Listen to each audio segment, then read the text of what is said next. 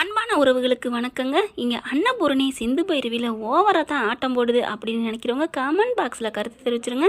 அதாவது ஆட்டம் போடுதுன்னா ரொம்ப ஒரு ஒரு நம்பிக்கை இல்லாமல் பண்ணுறது சொல்லையில் ஒரு எல்லை மீறல அப்படி தாங்க வருது. ஆனாலும் பார்த்தீங்கன்னா எல்லாருமே ஆறுமுகத்தை நம்புகிறாங்க. ஆனால் தலைவி நம்ம பைரவி என்ன பண்ணுறாங்க, அத்தை கொஞ்ச நாள் டைம் கொடுங்க, என் புருஷன் நல்லவர்னு நான் நிரூபித்து காமிக்கிறேன். அதாவது ஆறுமுகம் நல்லவன், அப்படி தப்பு பண்ண மாட்டார்னு அடித்து சொல்கிறாங்க. உண்மையிலே ஒரு மனுஷனுக்கு நான் கருணா படம் பார்த்துருக்கேங்க. அதில் சிவாஜியை அதாவது அவங்க நண்பர் இருக்கார் பார்த்தீங்களா, அவங்களோட ஒய்ஃபோட விளாண்டுக்கிட்டு இருக்கையில் அப்படி டக்குன்னு இடுப்பு பிடிச்சது மாதிரி அவங்க மணிகள் போக்குற மாதிரி போகையில் அங்கே வந்துடுறாருங்க. ஏண்டா உன்னை நண்பனாக தான் நான் வீட்டுக்குள்ளே விட்டேன், என் பொண்டாட்டியோட இந்த மாதிரி விளாண்டுக்கிட்டு இருக்கியான்னு மற்ற ஆம்பளைங்களா இருந்தால் அப்படியே சந்தேகப்பட்டிருப்பாங்க. ஆனால் அந்த அரசர் என்ன பண்ணுவார், அவங்க நண்பன் கர்ணனோட நண்பன் அப்படியே அந்த முத்துக்களை அள்ளி எடுக்கவோ கோர்க்கவோ அப்படின்னு சொல்லுவார் பாருங்க. அப்படியே சிவாஜி கணேசன் சூப்பராக நடிப்பாருங்க. அப்படியே நெஞ்ச புளியும். இந்த நேரத்தில் வேறு யாராக இருந்தாலும் சரி, என்னை இந்நேரம் அடித்து நாயை துரத்திருப்பாங்க, இந்நேரம் நான் அசிங்கப்பட்டு போயிருப்பேன். ஆனால் என் மேலே நம்பிக்கை வச்ச பாரு, உனக்கு உயிர் இருக்கிற வரைக்கும் உனக்கா நான் என்ன வேணாலும் பண்ணுவேன் அப்படின்னு அதை தாங்க சொன்னாங்க. செஞ்சோற்று கடந்தீக்க சேராத இடம் சேர்ந்தாயின்னு ஒரு பாட்டு இருக்கு பார்த்தீங்களா, அதே தாங்க இப்போவும் அந்த அளவுக்கு அவருக்கு சிவாஜிக்கு அவங்க மேலே உயிராக நினைக்க காரணம் தான் அசிங்கப்பட்டு நிற்கல ஒருத்தன் நீ நல்ல வேண்டாம் அப்படின்னு நம்புகிறாங்க பார்த்தீங்களா. அதுக்கு ஈடு என்ன உலகத்தில் எதுவுமே இல்லைங்க. அவங்களுக்கு உயிர் உள்ள வரைக்கும் செருப்பாக இருக்கலாம்னு சொல்லுவாங்க. அதே சூழ்நிலையில் தான் இன்றைக்கி ஆறுமுகம் பைரவி நம்ம மேலே அடித்து நம்பிக்கை சொன்னோன்னு அவருக்கு உண்மையிலே தெய்வம்னா அது பைரவி தாங்க. அவ்வளோ சந்தோஷப்படுறாங்க.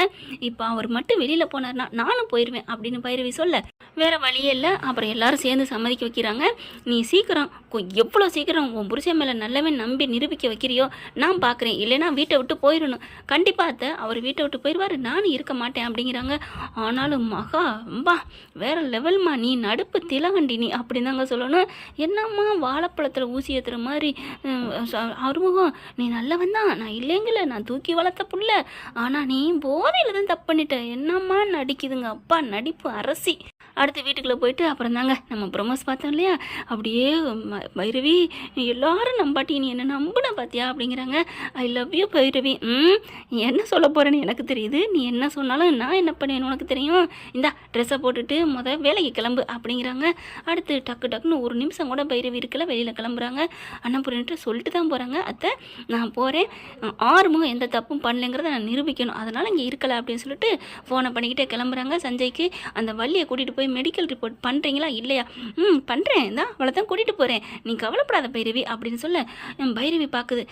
அப்போது எங்கே இருக்கிற நானும் வர்றேன் அப்படின்னு சொல்ல பைரவி இதுக்கெல்லாம் நீயே அலையிற நான் இருக்கேன் அப்படின்னு சொல்லிட்டு போயிட்டு இல்லாத மெடிக்கலை நான் ரெடி பண்ண வேண்டியதாக இருக்குது அப்படின்னு சொல்லிட்டு போலியா ஒன்று ரெடி பண்ணிடுறாரு. அதாவது ஆறுமுகமும் வள்ளியும் லிங்கில் இருந்தாங்க அப்படிங்கிற மாதிரி ஒரு ரிப்போர்ட் ரெடி பண்ணிடுறாங்க.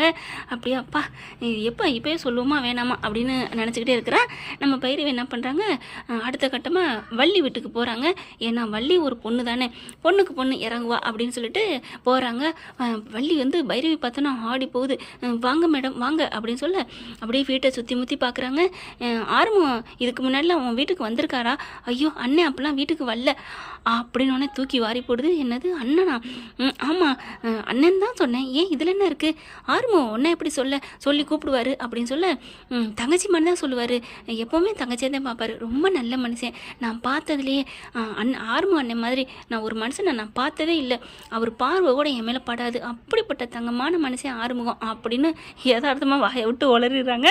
அப்புறமா ஐயோ அப்படின்னு பார்க்குறாங்களா, என்ன வழி சொன்னேன், உன்னை தங்கச்சிங்கிறதுக்கு எடுத்து சொன்னதில்லை, வேறு எதுவும் பேசுனதில்லை, உன்னை தப்பாக பார்த்தது கூட இல்லை அப்படித்தானே, ஆமாம் பைரவி மேடம் அப்படின்னு சொல்ல அப்புறம் எப்படி என் புருஷன் அத்துமீறினான்னு எல்லாரும் முன்னாடியும் சொன்னேன், அது உண்மையை சொல்லு அப்படிங்கிறாங்க. இல்லை மேடம் அது மேடம் அது சொல்கிறியா இல்லையா, அவர் தப்பாக நடந்துக்கிட்டதில்ல தான், ஆனால் போதையில் அப்படின்னு பலன்னு அற கொடுக்குறாங்க, உண்மையை சொல்லு அப்படின்னு சொல்ல என்னை மன்னிச்சிருங்க அவர் அண்ணன் அப்படிலாம் தப்பு நடந்துக்கலை அப்படின்னு சொல்லிக்கிட்டு இருக்கையில ஃபோன் அடிக்கிறாரு சஞ்சய் பைரவிக்கு. பைரவி எங்கேம்மா, எங்கே இருக்கிற பைரவி அப்படிங்கல, நான் வள்ளி வீட்டில் இருக்கேன் அப்படின்னு தூக்கி வாரி போடுது. ஐயோ உண்மை ஏதாவது சொல்லியிருப்பாளோ, ஐயோ இப்போ நான் வைரவிக்கும் வள்ளிக்கும் ஃபோன் அடித்து பேச முடியாதே, இப்போ என்ன பண்ணுறது? மெடிக்கல் ரிப்போர்ட்டு தப்பாக தான் வந்திருக்கு உன் புருஷனுக்கு அப்படின்னு சொன்னால் என்ன பண்ணுறது? ஐயோ போச்சா, மாட்டிக்கிட்டோமா? சரி அப்போ இந்த ரிப்போர்ட்டை மாற்றிட வேண்டியதான், மறந்துட வேண்டியதான். எப்படியும் கண்டிப்பாக அவள் சொல்லியிருப்பா, ஆனால் நம்மளை மாட்டி விட்டுருக்க மாட்டா. ஆரம்பம் நல்லவன்னு உண்மையை சொல்லியிருப்பா, அதனால இந்த ரிப்போர்ட்டு பொய்யாத்தான் வந்திருக்குன்னு சொல்லிடுவான், வேறு வழி இல்லை அப்படின்ட்டு. பைரவி அப்படிங்கல, சொல்லு சஞ்சய், என்ன ஒன்றுமே பேசாமல் இருந்தால் என்ன அர்த்தம்? சொல்லு, ரிப்போர்ட் பார்த்தியா, என்ன சொல்லுது அப்படின்னு சொன்னோன்னே ஸ்பீக்கரில் போடு அப்படிங்கிறாங்க. ஸ்பீக்கரில் ஏன்? அட போடுமா, அப்போ தானே வள்ளி அதுக்கு தகுந்த மாதிரி மேனேஜ் பண்ணுவா அப்படின்னு நினச்சிக்கிட்டு. வள்ளி ஏதோ தப்பாக நியூஸ் சொல்லிட்டா பைரவி, அவள் என்ன நினச்சான்னு தெரில. ஆர்மம் ஏதாவது காசு கீசு கேட்டு கொடுக்காம இருந்திருக்கலாம், அதனால பொய்யா சொல்லியிருப்பா போல இருக்கு. என்னம்மா சஞ்சய் சொல்கிற அப்படின்னு பைரவி கேட்க, ஆமாம்மா ரிப்போர்ட்டில் ஆர்மம் மேலே எந்த தப்பு இல்லைன்னு வந்திருக்குப்பா.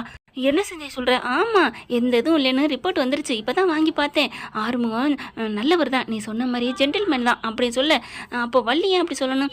தெரியல, அதான் சொல்கிறேன்ல, காசு கீசு கேட்டிருப்பா, கொடுக்காம இருந்திருப்பாரு, அதனால அப்படி தப்பாக பொய் சொல்லியிருக்கலாம். சரி விட்டு சொல்லு, பாவம் அவளும் ஒரு பொம்பளை தானே, போயிட்டு போகுது விட்டுரு. இல்லை அவளை தூக்கி கொண்டு நொங்கட்டுமா அப்படிங்கல, நீ ஃபோனை வை சஞ்சய் அப்படின்னு சொல்லிட்டு அப்படியே நிமிர்ந்து பார்க்குறாங்க. வள்ளிக்கு அப்படியே நடுக்க வருது. ஏண்டி அப்படி சொன்னேன், எதுக்கு அப்படி சொன்னேன் அப்படிங்கல. இல்லை மேடம், அது மேடம் அப்படிங்கல, சொல்லு. அது நான் காசு கேட்டேன்னா, சஞ்சய் சார் சொன்ன மாதிரி காசு கேட்டதுக்கு இல்லைன்னு சொன்னாரா, அதனால தான் அப்படியே பொய்யா நடித்தேன். சரி இப்படி நடித்தா மட்டும் உனக்கு காசு கிடச்சிருமா என்ன அப்படின்னு பைரவி கேட்க, இல்லை கொஞ்சம் பழியை தீர்த்துக்கலாம்ல, அதுக்காக தான் என்னை மன்னிச்சிருங்கன்னு சொல்லங்காட்டி பலார்னு அற கொடுக்குறாங்க பைரவி. அதுக்காக தானே இங்கே ஹிண்டு கொடுத்துருக்காரு சஞ்சய், இல்லைன்னா இந்நேரம் சொல்லி இருந்திருப்பாரு சஞ்சய் தான் அப்படின்னுட்டு. இப்போ அவர் சொன்னதுனால அதை அப்படியே மேனேஜ் பண்ணிட்டாங்க. அடுத்து பார்க்குறாங்க, தூ நீலாம் ஒரு மனுஷ ஜென்மம் அப்படின்னு சொல்லிட்டு, ஏன்டி இப்படி கேவலமாக நடந்துக்கிற அப்படின்னு சொல்லிட்டு அங்கேருந்து கிளம்புறாங்க. இப்போ கூட உன்னை நான் உள்ளர பிடிச்சி போட முடியும், ஆனால் நான் உன்னை விட்டுட்டு போகிறதுக்கு காரணம் என்ன தெரியுமா அப்படின்னு சொல்ல, என்ன அப்படிங்கிற மாதிரி பார்க்குறாங்க. ஆர்முக அண்ணன் இங்கே வந்ததே இல்லை, என் மேலே ஒரு நிழல் கூட பட்டதில்லைன்னு சொன்ன பற்றிய ஆரம்பத்தில் அந்த அண்ணன்னு சொன்ன ஒரு வார்த்தைக்காக என் புருஷனை அந்தளவுக்கு நீ மரியாதை உன் மனசில் வச்சிருக்க. நீ என்ன நினச்சியோ, யார் சொல்லி கொடுத்து பண்ணியோ எனக்கு தெரியாது, ஆனால் இப்போ உண்மை சொல்லிட்டேன், அதனால உன்னை விட்டுட்டு போகிறேன்டி அப்படின்ட்டு என் புருஷன் உத்தமைங்கிறதுக்கு நிரூபிக்கிறதுக்கு ஒரு ஆதாரமாக வாக்குறுதி கொடுத்துருக்க, அதுவே போதும் அப்படின்னு சொல்லிட்டு ஃபோன் எடுத்து பார்த்துக்க, எல்லாமே நீ ஆதாரமாக சொல்லிட்ட, இது போதும் அப்படின்ட்டு கிளம்பி போகிறாங்க. சஞ்சய் வீட்டுக்கு வர சொல்லிடுறாங்க. சஞ்சய் வந்துடுறாரு, எல்லாரும் வர வச்சிடுறாங்க. என்ன பைரவி என்ன அப்படிங்கல, வாங்க ஆர்மோ நீ வா அப்படின்னதுக்கப்புறம் சஞ்சய் வந்ததுக்கப்புறம், என்ன அந்த ரிப்போர்ட்டை சொல்லு அப்படிங்கல. ரிப்போர்ட்டில் ஆர்மோ எந்த தப்பும் பண்ணலைன்னு வந்திருக்கு அப்படின்னு சொல்லிடுறாங்க. அடுத்து மகா சொல்லுது, என்ன சஞ்சய் என்ன அப்படிங்கல, உண்மையில தாங்க அப்படிங்கிறாங்க. அதுக்கப்புறம் இருங்க அப்படின்னு சொல்லிட்டு சிறகடிக்க ஆசை மாதிரி டிவியில் அப்படியே சொருகி தன்னோட மொபைலில் வள்ளிக்கிட்ட பேசுனது எல்லாத்தையும் எடுத்து போட்டு காமிக்கிறாங்க. அண்ணன் சொன்னதும் தன் மேலே நிழல் கூட பட்டதில்லை, நான் பார்த்ததுல அண்ணன் மாதிரி ஒரு ஆளை நான் பார்த்ததே இல்லை அப்படின்னு சொல்ல கேட்க அப்படியே மகாவுக்கு வயிறுது. அண்ணன் புரணி குற்ற உணர்வில் கூனி குறுகுறாங்க. அதுக்கப்புறம் பணம் கேட்டாராம், அதனால தான் கொடுக்க மாட்டேன்டாரு, அந்த கோவத்தில் அப்படி பண்ணிட்டேன், அவர் என்ன தங்கச்சின்னு தான் சொல்லுவார் அப்படிங்கிறத முதக்கண்டு கேட்க எல்லாரும் ஆடி போகிறாங்க. அப்படியே போதுமா அப்படிங்கல மகா போய் அவங்க புருஷன் திட்டுறாரு. போதுமாடி பாத்தியா அப்படின்னு சொல்ல, அப்படியே பொண்டாட்டினா பைரவி மாதிரி இருக்கணும்டி, ஒன்ன மாதிரி பஜாரியா இருக்கக்கூடாது அப்படிங்கல. சரி இப்போ என்ன நிரூபிச்சாச்சு, ஆர்முகம் அப்படி இல்லைன்னு தான் நான் தான் சொன்னேனே, நான் தூக்கி வளர்த்தப்பில்ல, அப்படிலாம் தப்பா இருக்காதுன்னு அப்படியே பார்க்குறாரு எசக்கி.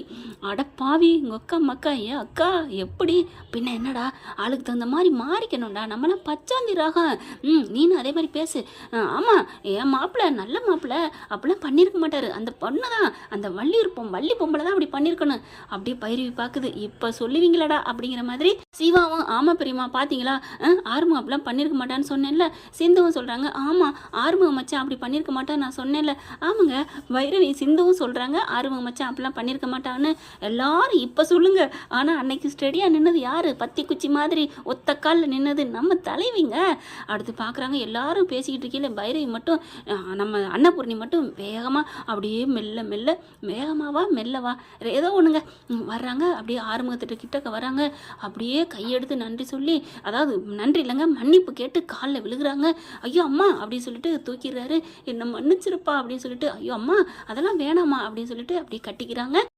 இந்த வீடியோ உங்களுக்கு பிடிச்சிருந்தா தயவு செய்து லைக் பண்ணுங்க. இன்னும் அப்டேட்ஸ்க்காக சேனலை சப்ஸ்கிரைப் பண்ண மறக்காதீங்க. நம்ம கிட்ட இருக்க எல்லா சேனல்ஸோட லேட்டஸ்ட் வீடியோ அப்டேட்ஸ்க்காக மேல ரைட் சைடுல காட்டுற லிங்கை கிளிக் பண்ணி வாட்ஸ்அப் குரூப்ல ஜாயின் பண்ணுங்க. உங்களிடம் விடைபெறுவது நான் உங்கள் மெஹர்.